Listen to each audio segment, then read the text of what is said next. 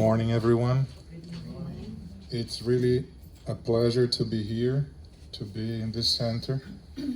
I firmly believe that as spiritists, we should visit other centers, have the opportunity to talk to other people, to share our knowledge and learn from them. It's very important for us to do that. Sometimes we are working in some activities in our centers, and we don't have that many time available, but we need to find time to be able to go to other places to see our friends and families, not only on big events, but as much as we can. So I thank you all for having me here today, for the opportunity to bring you a little bit of my knowledge, a little bit, not much, and to be speaking in English too. I was born here, but I mostly speak in Spanish.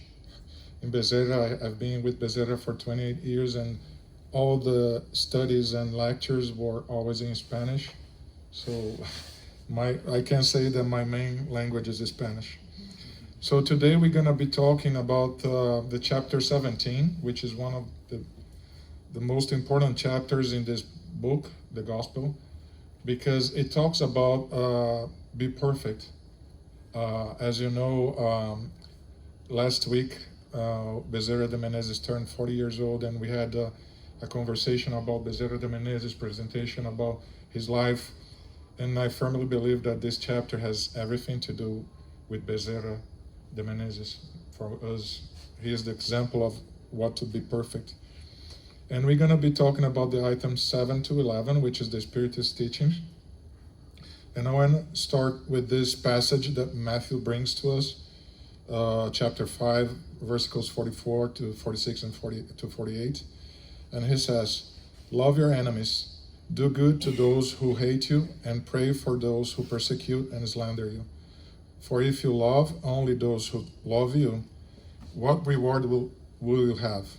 Do not the publicans do the same? If you greet only your brothers, what are you doing that is more than what others do? Do not the pagans also do the same? Therefore be perfect as your heavenly Father is perfect."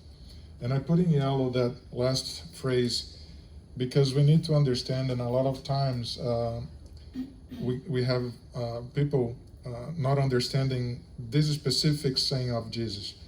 Be perfect as your heavenly Father is perfect. Sometimes we think that we're going to be perfect as God is. But in fact, we are not going to be perfect as God is. We're going to be perfect as creatures of God, as His creation. God is the only one that is perfect, and is very clear on the Spiritist book, on the first chapter, and on the first question, which is the base of everything. What is God, right?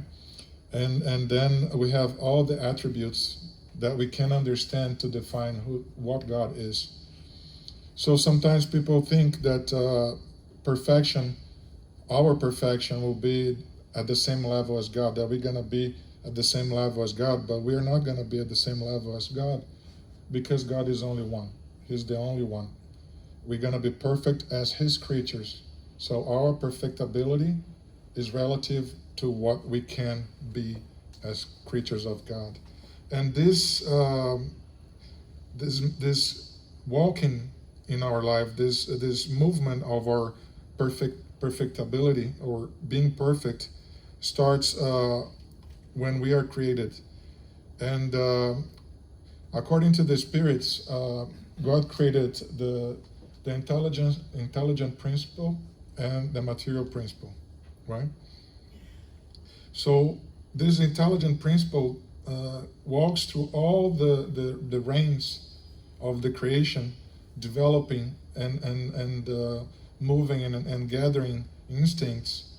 So at the time that we become an individual spirit with the capability of being perfect, the capability of thinking and feeling, right? We are, as the Spiritist book says, simple and ignorant, meaning that we don't have knowledge of things yet. what we do is we have instincts that we inherited from this process that only God knows how it works, right? So we start simple and ignorant, and we deal with the things on the planet that we are, and then we go to a next step. And this step is comprised of sensations. We deal with the sensations that we feel on the world that we are inhabiting, right?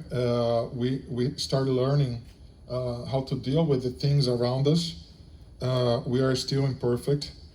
And later on this stage, we start dealing with the feelings that we have, right? So we have instincts, then we deal with the sensations, and then we develop to feelings. Right now, we are dealing with our feelings, and I was just having a conversation with our friends here that our biggest problem is to deal with these feelings that we have. We have difficulties, relating to these feelings, and most of the time, because of this difficulty that we have, the love that God created for us, and we are supposed to develop it and to understand. Sometimes it gets sick. The love gets sick and becomes vengeance. It becomes hate. It becomes those feelings that we have to fight against it. But it's a process, right? So then we become a good spirit, which we are far from it. We are still far from it. But at this point of our evolution, we completely understand that we need to do good. Not that we are perfect, not that we are 100% doing good, but we need the necessity of to do good things, right? And one interesting thing is that in one of the passages, I don't remember who says that to Jesus, that he's good, and he says, no, good is God. I'm not good. Putting himself in a position that we as creatures should be, understanding that good perfection is only God. But this is our path to the evolution, right? To get to the point. And then one day, we're going to be pure. Pure in the sense that we don't have anything to work in ourselves anymore, that we gathered all the knowledge that we need, all the understandings of God's law, that we are in a stage, as Jesus are, that we call the Christic, a Christic spirit, and we're going to be doing things that we cannot even imagine. This whole process is our walking to achieve the perfection that on the first slide was mentioned by Matthew, right? It's a long process. It's a process that requires a lot of us, but at the point that we are today, it's still imperfect, but the point that we are today, we have enough information, we have enough resources to understand what we need to do and start to do a big effort, a big push to get all these things, or most of these things, resolved as fast as we can. Because this life, as I was mentioning to him, sometimes we have 80, 90, 100 years in this life. What does 100 years represent in our eternity, right? We are eternals, we are immortals, better saying. It's a little dot on this big line, and but this dot has a very important meaning for us, because it is here right now, and this is the opportunity that we have to do things that we should be doing, because we planned, because we asked for, and because it's necessary for us to evolve. So to start this chapter, we start with the item 7, which is duty, right? And the spirits tell us that duty is a moral obligation, first to oneself, then to another, to the others. And I brought here from Emmanuel on the book Thought and Life, the chapter 21, which is called Duty. He says, duty defines the submission that falls to us to certain principles established as laws by divine wisdom for the development of our faculties. So we have duties first to ourselves, right? We have the duty to better ourselves. We have the duty to love our God. We have the duty to love our next.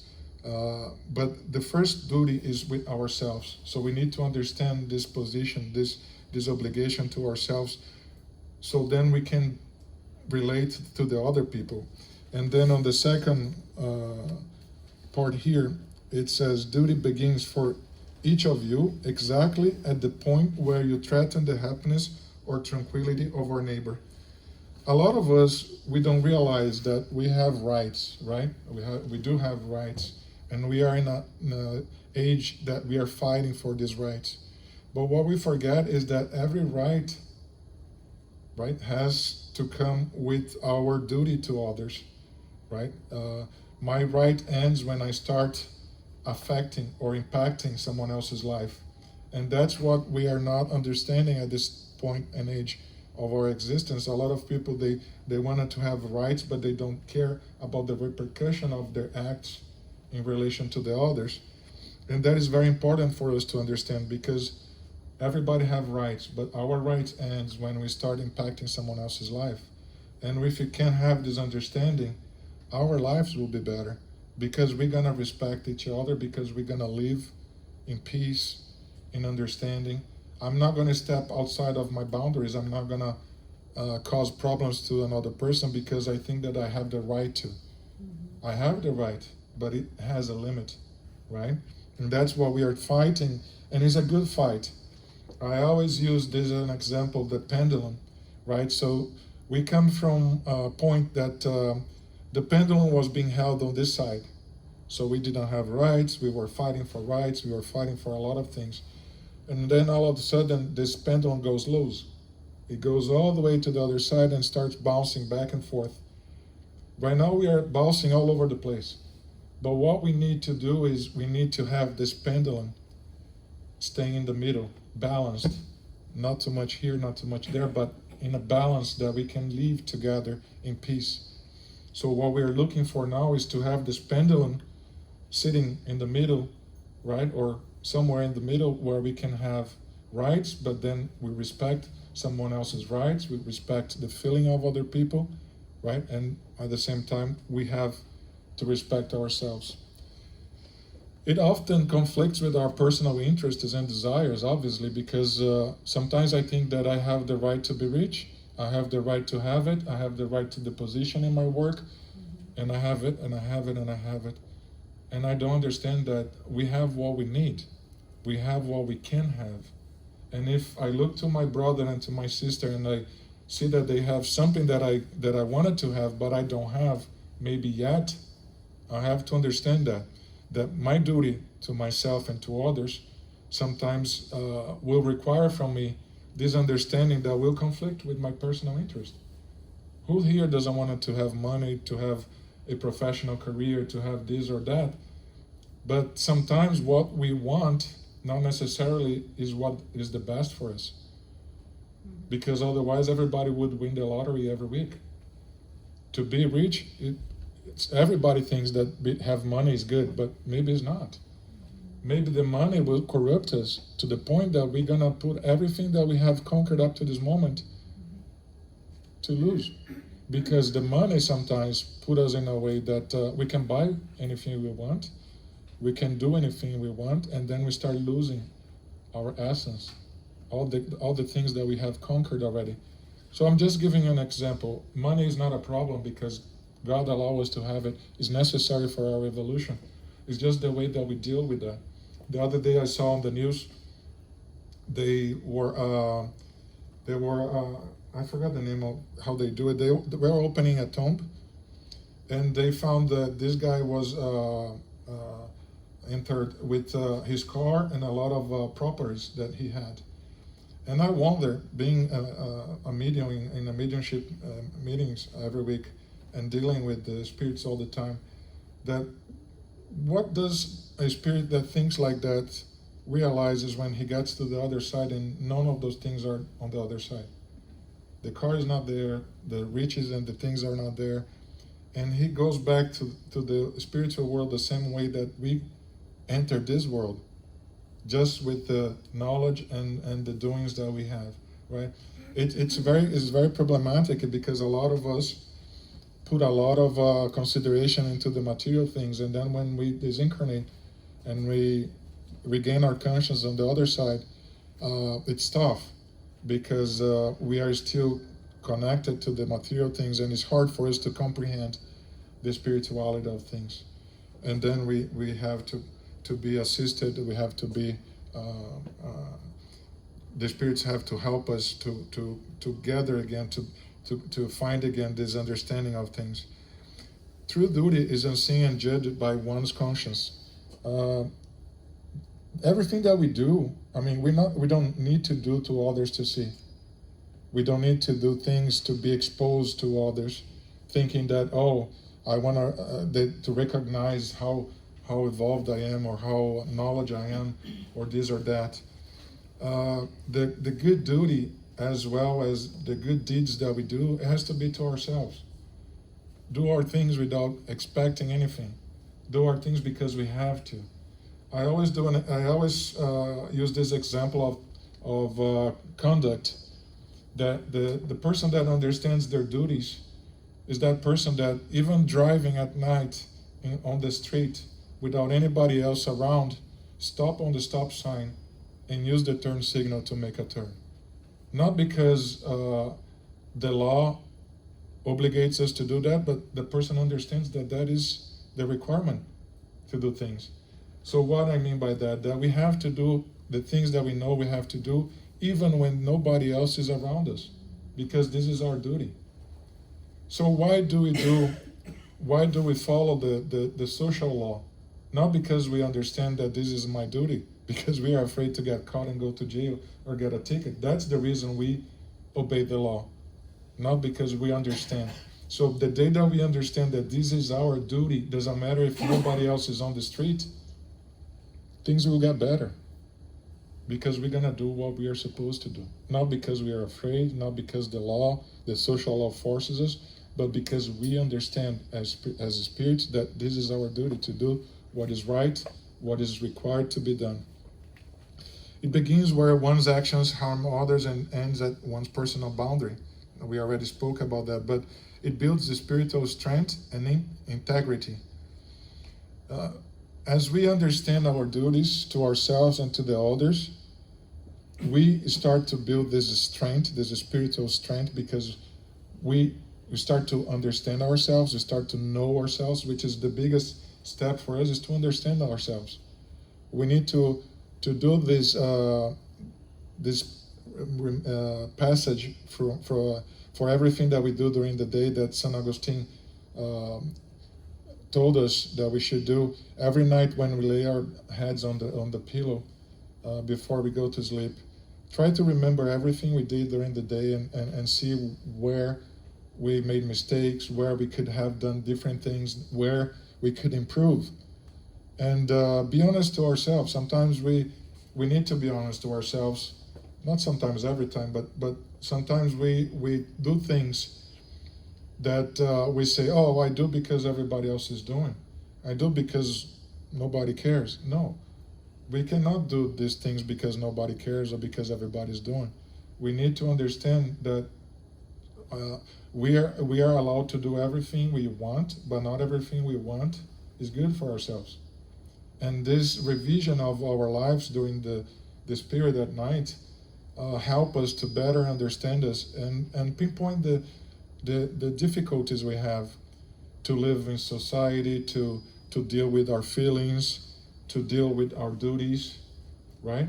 We are in a stage of our evolution, in the age of reasoning, where all the knowledge is available in a couple of touches on our phone, right? All the books are available in all languages. We have YouTube with many speeches that we can use to improve our knowledge, our understanding. Because our evolution is based on two big pillars, right? Intellectuality and morality. But for us to understand morality, first we need to acquire intellectuality. I need to understand, I need to know why I do things. And we have plenty of resources to develop our intellectuality. And once we acquire this understanding, there's no excuse for us to develop our morality, right? We know what we have to do. We know what we don't have to do, so why we keep doing it, right? What is the excuse that we have every day in our lives to do things that we already know that we shouldn't be doing? It's a process. It's a lengthy process, right? But we can shorten it. We can make it simpler by understanding. We were talking about forgiving before we start. Sometimes we don't forgive ourselves. How can we forgive others, right? On the simplest things in our lives, we don't forgive ourselves. I was telling her about my brother that disincarnated 3 years ago, and this week we had a spirit coming and telling us that he's just recovering, that he's gathering his thoughts and everything. And the first thing that I thought was like, wow, I should be there more time, more often. I was judging myself and I was putting blame on me that I was not as much as I wished I was. And this is the process of not forgiving me on the little things in life. And these little things getting together with other things becomes bigger problems. And then we have problems to relate to other people because we created in ourselves so many problems. And Joanna de Angelis, which is a spirit that has profound knowledge on our psyche, or not psyche, she always says that we create problems that doesn't really exist. We create problems that we shouldn't be creating. We should rely on God's laws to take care of these things. And obviously we have to understand and we have to look to not do these things again. But sometimes by not forgiving ourselves and creating more problems, we are creating situations that they are not there in the first place. It's us that we are creating these problems, right? So the next step on the item number 8, the spirits talk about virtue. And the virtues is exactly what we are trying to develop on each of our existences, right? The virtues include qualities like kindness, charity, modesty, and diligence, among many others, right? Sometimes we have the understanding that we have already conquered or gathered some of these qualities, but we are scratching on top of these qualities because to be kindness, we have to be kindness all the time. Charity, we have to do charity every day, all the time, not only when we have an activity in our center or an opportunity to do it, but we have to do charity all the time. And these things present themselves as the littlest things in our lives. When we open the door for someone, or we help someone, or we say good morning to our neighbors. How many times we leave our house or apartment and we don't even say good morning to the other person? That good morning can be for that other person kindness, can be charity, can be a lot of things, can represent a new direction on that person's day, right? So these things that we need to acquire, need to conquer, have to be practiced all the time to become really virtues in ourselves. The virtue must be modest. Showing off negates its value. As the same as the duties, I mean, we need to stop thinking that everything that we do need to be recognized by others to have merit. Most of this generation, we rely on social media to propagate everything that we do. So we feed the homeless, we take pictures, we put on the social media. It's not wrong. This is not the problem. And it's good in some time because we can gather more people to help in our cause. But it depends on the feelings and the reasoning behind you putting those things in the social media and exposing to the world. Do you want for people to see what you're doing and maybe more people come to help, or you want that people to acknowledge that you're doing good things? What is that really you want? You have to look into yourself and ask that question. What is the purpose of me doing these things? Because if you think that other people recognizing the things that you do will make any good to you, no, it's not. Like the text says, it's going to negate its values because you're already having the recognition here in this world, which means nothing really. But the real recognition is to one and to God that sees everything. And don't doubt any minute that we are in God all the time, and God knows everything that we do. We live in God. We live constantly in His love, right? So He knows everything. He doesn't need for you to post on Instagram so He becomes aware that you are doing charity. He knows, right? So we need to do these things, not expecting recognition, not expecting values coming from other people. But if you need to do things and you need to expose, do it by the right reasons, which is propagate an activity to make people know that you are doing that thing, and bring more people to help, not because you want a recognition, right? And it says, pride destroys virtue. Humility is the path to redemption. Every time we have pride of things that we do, we need to understand, what kind of pride am I talking about? I'm proud of the conquers that I have, or I'm proud of I'm being recognized as a person that is doing it? We have to think about it, because if we want to be perfect, as this chapter is mentioning, it's a long path to go, it's a long understand to go, and it starts on the little things in our day life, the little things that we do, the little things that we live among people doing, right? And this pride has to be silent inside of ourselves, related to the conquers that we have, not the pride that exposed to the world. Oh, how proud I am for being here today doing this gospel, that people invited me. Oh, I may have some value for these people because they invited me. No, not that. My pride is that I'm here trying to share the little that I have already gathered in my life, and hopefully it will make a difference for you guys. And that's why I'm proud. I'm proud that I was able to get to this point through hardship, because it's not easy for us to develop these conditions that you can come and you can talk. And I'm saying that because I remember almost 28 years ago, my first week at Bezerra de Menezes was at Caliocho, and Benjamin proposed a training to help people talk in public, to speech, to make speeches in public, presentations, right?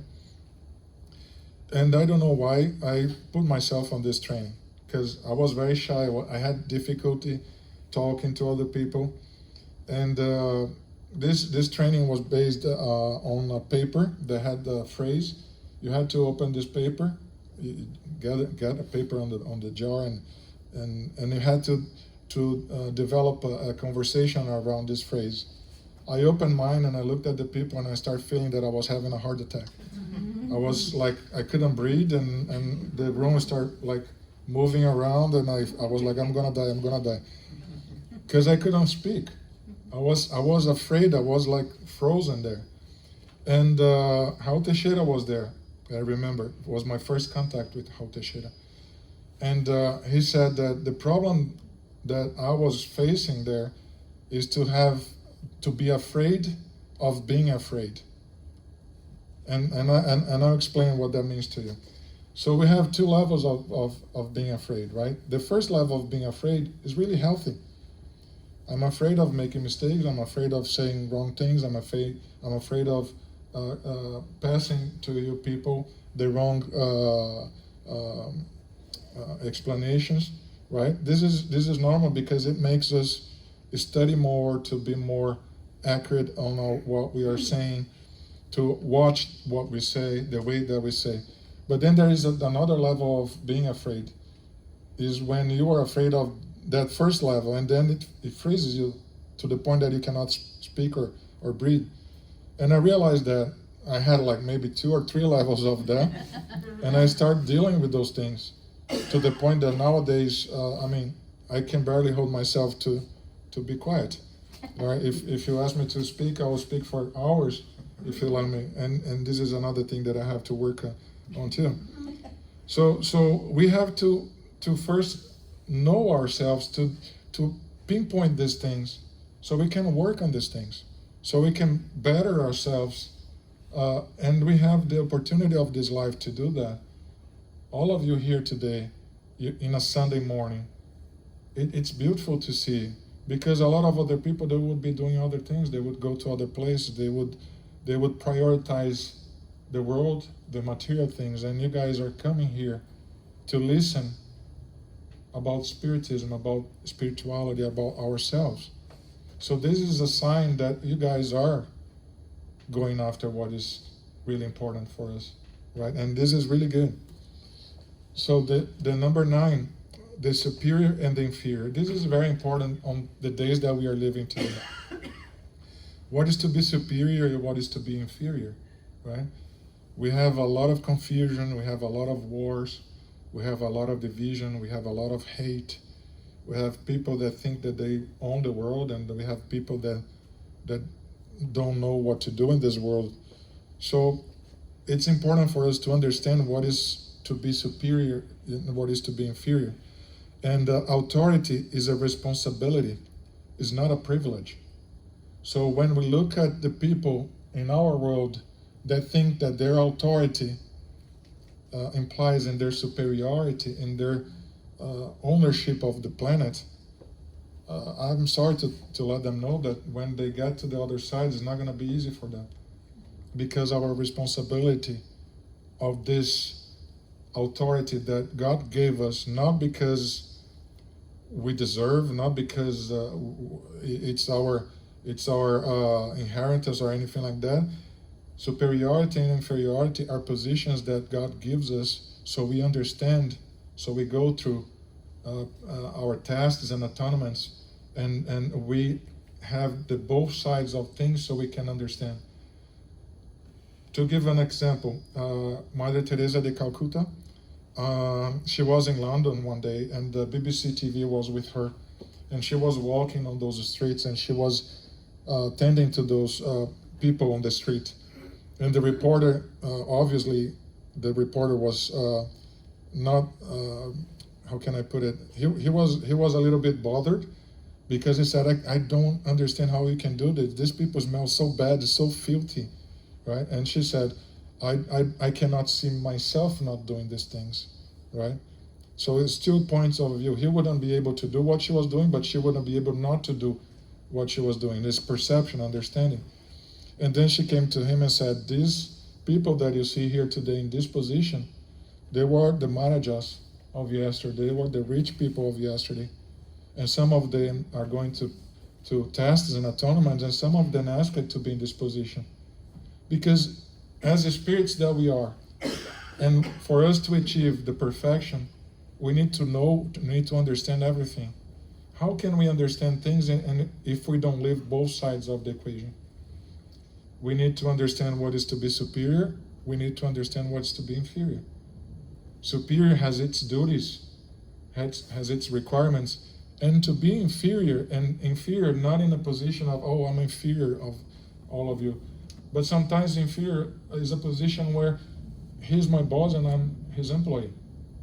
I have duties to my boss, even if I don't like my boss, if I don't agree with things, but I have a duty because I'm an employee that have a job description that has to be performed.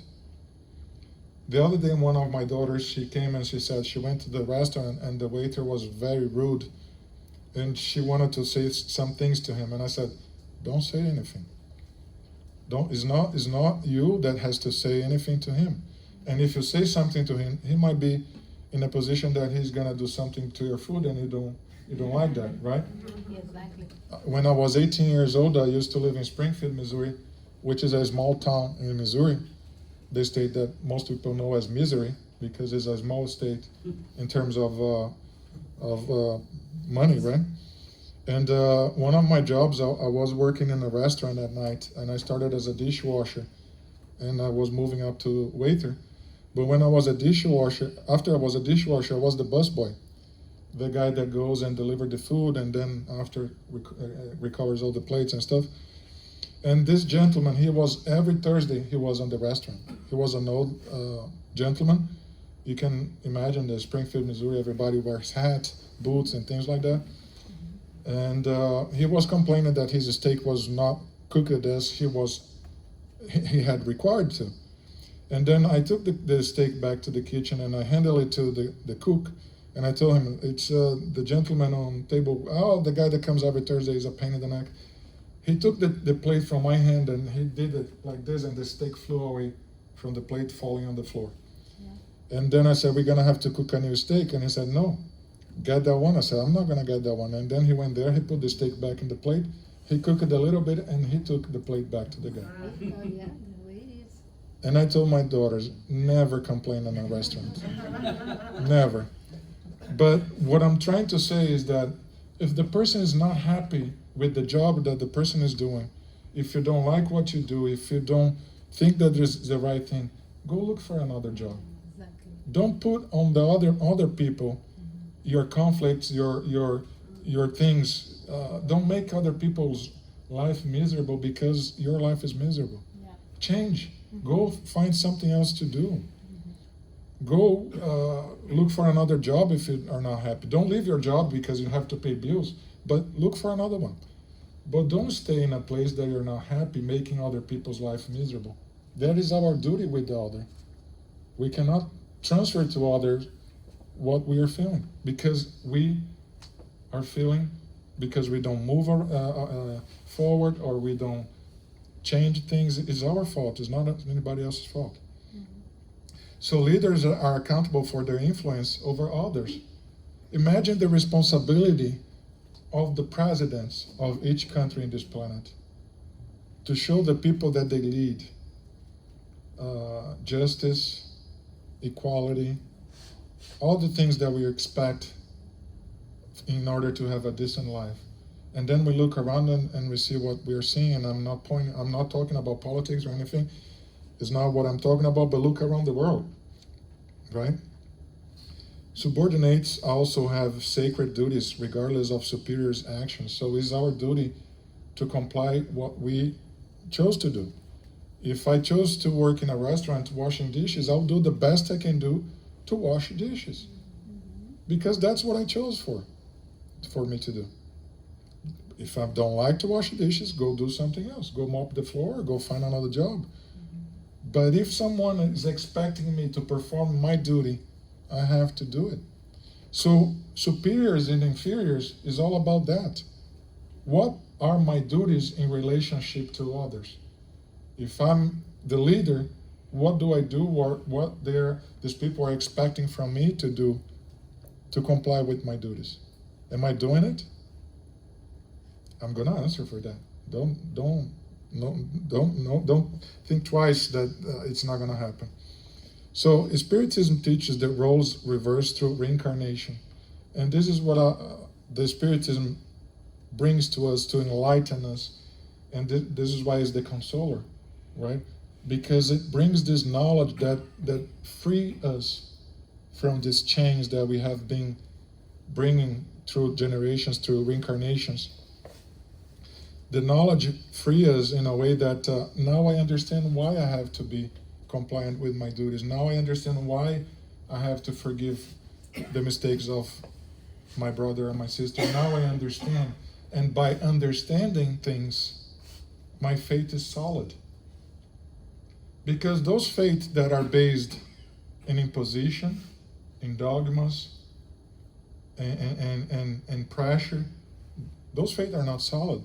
They're imposed. I don't know why I'm doing that. I cannot question things because dogmas or because this or because that. So we are robots? We do because we are told? No. We need to find understanding on why we do things, so we can do the same way as the first Christians did when they professed their religions, and they were being thrown in the stadiums with lions and fires and things. And Joanna de Angelis, when she was Joanna de Cusa, that she was there, and her son asked her, "Mommy, we're gonna die," and she said, "We're not gonna die," because she knew, she was certain, her faith was untouchable, that she was a mortal spirit. Our faith has to be as strong as those first Christians, because now we are not being thrown to the lions, but we are being thrown in a life that requires from us a positioning. Am I agreeing with everything that is happening? I'm going to close my eyes because it's not on me. The problem is my neighbors, it's not mine. No, because remember, this planet is not going to be a planet of regeneration until all of us are at that level of evolvement. It's not the planet that is going to make us better. It's us evolving ourselves that's going to make the planet to be a planet of regeneration. So it's up on each of us to improve ourselves, to make ourselves better, to look for this perfection that is far from us at this point, but it has to start. It's a journey, and there is no journey if you don't do the first step. There is no going forward if you stay standing on the same place. And for us to evolve, to go to that place, we need to do the first steps. And the first steps is right now, right here, with the knowledge that we have, with the information that is brought to us every day, right now on the classes, on the presentations on YouTube, on the books that we have. I was telling her about Alberto Almeida has a very thin book that I have a problem with the name because it's kind of a tongue twist, but it's the way of forgiving and forgiving the way, something like that. It's a very small book, and I think Simone, Susanna knows better than me the name of the book. But it's a thin book. But the knowledge that is in this book is so much in regards to forgiving ourselves and forgiving others that I read this book 3 times and I'm amazed with the information that I found there. It's very clear, it's very concise, and then it makes our understanding of why do I need to forgive someone else's a priority in our lives. I don't want to be attached to that wrongdoing or to that feeling for many other lives. I wanted to be able to free myself, but at the same time, freeing myself of that means that I need to wish for the other the best I can for that person free themselves too. This is charity. This is our duty to one another, right? And then moving forward, because we are almost breaking the time, men in the world. True holiness is not isolation, but spiritual living in society. A lot of people look for enlightenment. They go to mosques, to places, and I'm not criticizing anybody, because we need to understand each one of us are in a different stage of understanding of evolution. There is not 2 people that we can say they are in the same level. No, each one of us is a different situation, right? So for us, sometimes when we look at someone and we think, oh my God, that person didn't understand. We were there once. Not long ago, we were at the same place. So we have to respect every single person. If the person is not at the point that we are, it's because it's not that the time for the person either, but it will be. Will be. Because everybody evolves. So when we have someone that we want to bring to the spiritism, that we want to make them understand, and then we become those kind of people that we talk, bombarding the person with information, and then we say, I don't understand, I explain and that person doesn't understand. Maybe we are lacking a little bit of charity, because that person will only understand when it's time for that person to understand. When is appropriated for the person to gather that knowledge that maybe you already have, but we have to respect the time of every single person. So isolating ourselves in search of enlightenment, it's actually a misunderstanding of evolvement, because the only way that we're gonna evolve is living in society, is living with each other. Because every time that I look into someone and I see a problem and I see a person that, oh my God, that person again, I can't take that person. Look different. Say, thank you, God. Because if I look at the person with these eyes, I have to understand that that person for me is an opportunity of improvement. Because if I don't understand that in my life I will face the things that I need to deal with for my improvement, because this is the purpose of I'm being here, how am I going to evolve? Right? How am I going to gather or achieve the understanding and the knowledge of dealing with situations if I don't face them? So sometimes we don't want to answer the phone because we say, oh my God, that person is going to talk to me about hours and hours and hours and hours. I don't have time for that.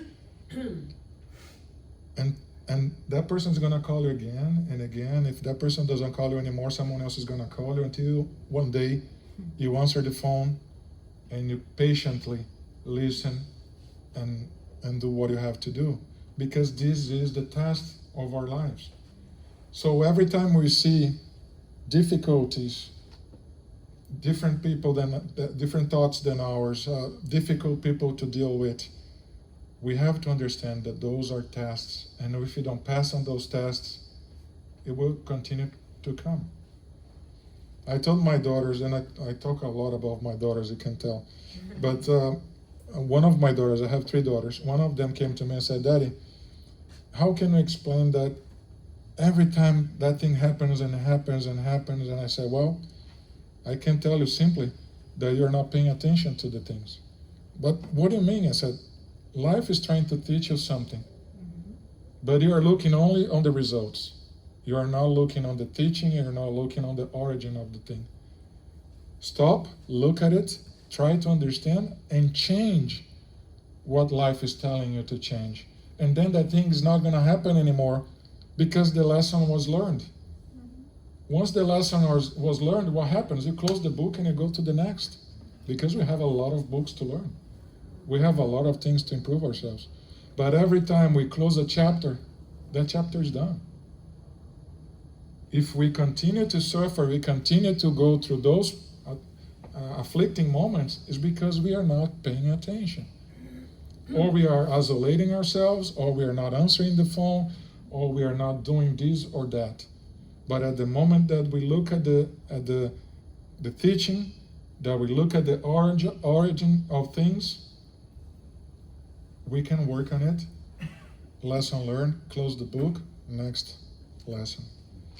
So charity can only be practiced through social interaction. We cannot practice charity if we live by ourselves. If we isolate ourselves in an apartment, how am I going to practice charity? Charity is something that presents to ourselves at the moment that I step outside the door of my apartment. That I face my neighbor, like I said, good morning, how are you? Or open the elevator for an old lady. Or stop for someone to pass first, right? Observing when you're driving, and you see how many opportunities of you do charity. I was coming here and this guy put the signal, and the first thing that I did, I slowed down my speed so he could go in front of me. And I observed, and the first thing that he did, he put his hand on the window, and he waved to me, and I waved back to him. He was acknowledging that I was nice to him. How many times we see these things happening? What we see is the person put the turn signal and speed up because no, in front of me. No, you go back, you go whatever you want, but not in front of me. So charity is presenting to ourselves every second of our lives. Are we closing our eyes? Are we isolating ourselves? And avoid egoism. Participating in life with a clean conscience. This is evolution for us. We are living here this moment among ourselves. So we are having the opportunity to have conversations like we had prior to the gospel here. We're probably going to have conversations afterwards. We are living in a society where I represent possibilities of understanding and evolution to all of you, and you to me. It's reciprocal. We need each other to evolve. And the last chapter, caring for the body and the spirit, is very important. And we have to understand, because we have also this movement that is searching for this understanding, right? So we have the movement that this is my body, do whatever I want, and not criticizing anybody, but yes, you can do whatever you want, but not everything that you do is good for you, right? The repercussion or the results are not going to be good for you. And to understand that this body is not ours. No, it's not ours. Like this pulpit is not mine. This building is not ours. We are temporarily here. We are passing by here. How many fortunes was left, and the people that stayed behind fought about it and destroyed the fortune, and now they have nothing. How many families that they were known and nobody knows them today? 100 years from now, nobody's going to remember any of us. Our names, what we did, nobody. In history, these people in power today, they will either be remembered as bad people or good people, but that's all. It's going to be a line in a book. What I mean by that is that we are in the material world. We have to live with the materiality of this world. We have to use the material things in this world, but we are spirits.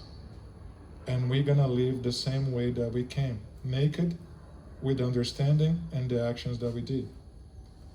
Getting to the other side, they're not going to ask how much you're bringing, or let me see your passport, if it's a diplomatic passport or whatever. They're going to ask, what have you done? What goods have you done for you to think that you deserve to be in this colony or this or that, right? So caring for the body is very important, because it's not only our duty, but we have to return what God gave us in the same way that they give to us. So what does that mean? It means that we have to pay attention to everything that we do. And the little things. If I eat too much, I'm causing problems to my body. If I drink too much, I'm causing problems to my body. If I smoke, if I don't know how to deal with my feelings, revenge, all these bad feelings, they have a very big impact on this area of our body, on the gastric system, right? My daughter Mariana, she has Crohn's disease, which is a genetic dysfunction, right? And attacks the gastric. And we had the opportunity throughout these years to talk to many people, and we had this information that this was something that she asked for, because she needs to learn how to deal with these feelings that she had in the previous lives. And she's not going to get cured in this life. And they told us, don't worry. She's going to have a decent life, but she's going to carry this throughout this life, because she asked for this to remember her every single day of her life, to work on her feelings. On the same way, my older daughter had reflux. And we had a medium coming from Brazil, John Berbel, and she was not even going to be assisted at that day. He was not going to see her, but she was there, because I used to take all my daughters to the center back then, and they would be there. And then he opened the door and he said, bring that girl here. And I was like, that's my daughter. I said, no, bring her. And he put her on the maca, on the bed. He put her on the side. He put his hand on her chest. She had a reflux right there, and he said that was the last time. She never had again. What I'm trying to tell is that every single one of us have a plan. We participated on that plan, hopefully, right? So everything that happens to us has a reason to be happening for our improvement. We need to understand that so we can live better in this life, not accumulating guilty and bad feelings because I don't understand this or that, or I don't think this or that are supposed to happen to me.